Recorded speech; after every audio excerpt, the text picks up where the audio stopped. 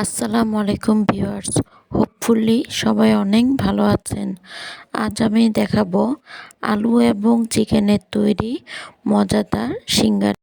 সিঙ্গারাই তৈরিতে যা যা লাগছে: দুইটি বড় আলু সিদ্ধ করে ম্যাশ করে নিয়েছি, সামান্য পাঁচফোড়ন, সামান্য জিরা, হাফ চা চামচ গরম মশলার গুঁড়া, স্বাদমতো লবণ, হাফ চা চামচ হলুদ গুঁড়া, হাফ চা চামচ জিরার গুঁড়া, হাফ চা চামচ শুকনো মরিচ গুঁড়া, হাফ চা চামচ আদা বাটা এবং হাফ চা চামচ রসুন বাটা। দুটি বড় পেঁয়াজ কুচি করে কেটে নিয়েছি, মুরগির বুকের মাংস কুচি করে নিয়েছি, 4-5টি কাঁচামরিচ কুচি করে কেটে নিয়েছি। এবার একটি ফ্রাই প্যানে সামান্য তেল নিয়ে নিব কিমা গুঁড়ো করার জন্য। প্রথমে আমি পাঁচফোড়ন দিয়ে নিচ্ছি সামান্য জিরা। এই পাঁচফোড়ন এবং জিরা আমি 2-3 মিনিটের মতো ভেজে নিব। এ পর্যায়ে দিয়ে দিব পেঁয়াজগুলো দেওয়ার পর পেঁয়াজগুলো হালকা ভাজা করে নিব। আমার ভিডিও ভালো লাগলে লাইক, কমেন্ট এবং সাবস্ক্রাইব করে আমার পাশে থাকবেন। এখন দিয়ে দিব বাকি মশলাগুলো দিয়ে আরও 4-5 মিনিট ভালোভাবে মশলাগুলো পেঁয়াজের সাথে কষে নিব।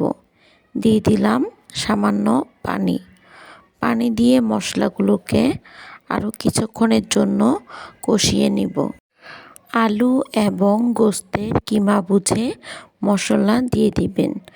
আমি এ পর্যায়ে দিয়ে দিলাম 4-5টি কাঁচামরিচ কুচি এবং গোশতগুলো দেওয়ার পর আরও কিছুক্ষণ রান্না করতে হবে, যতক্ষণ পর্যন্ত গোশতগুলো সিদ্ধ হয়ে আলু এবং পেঁয়াজের সাথে মাখা হয়ে না আসে।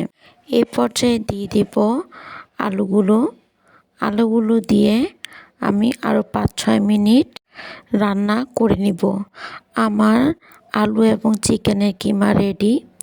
এবার আমি 2 কাপ ময়দার সাথে সামান্য স্বাদমতো লবণ এবং 3 টেবিল চামচ সয়াবিন তেল নিয়ে ভালোভাবে ময়দাগুলো মেখে নিব। এখন দিয়ে দিব সামান্য কালো জিরা, দিয়ে দিব সামান্য পানিগুলো আস্তে আস্তে দিবেন, একবারে দিবেন না।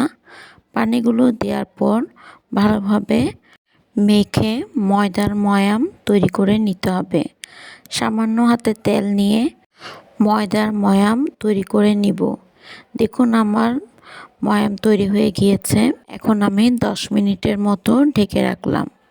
10 মিনিট পর ময়দাগুলোকে লম্বা করে মাঝখান দিয়ে কেটে নিব রুটি তৈরির জন্য গোল গোল করে কেটে নিয়েছি।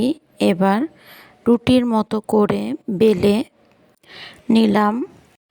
এখন আমি রুটির মাঝখান দিয়ে কেটে নিয়ে সিঙ্গারার খামি তৈরি করে নিব। খামির ভিতর আলু এবং চিকেনের কিমা ঢুকিয়ে সিঙ্গারা তৈরি করে নিলাম।